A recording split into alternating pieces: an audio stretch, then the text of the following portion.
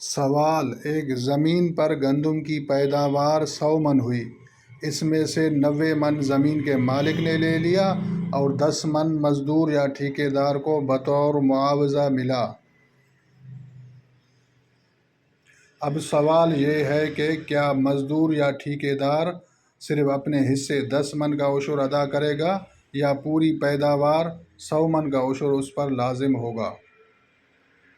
السلام علیکم ورحمۃ اللہ۔ جی، محنت کش سے آپ کی مراد مزارع ہے، جس کو کاشتکار کرتے ہیں۔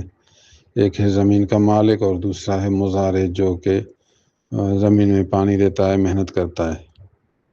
آپ کہتے ہیں کہ 100 من میں 90 من مالک کے ہیں اور 10 من ہیں مزارع کے۔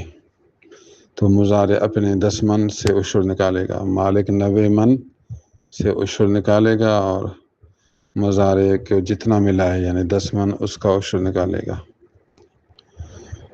عشر یا اگر پانی بہا کا ہے تو پھر 20 من میں 1 من یعنی 10 من میں آدھا من ہوگا۔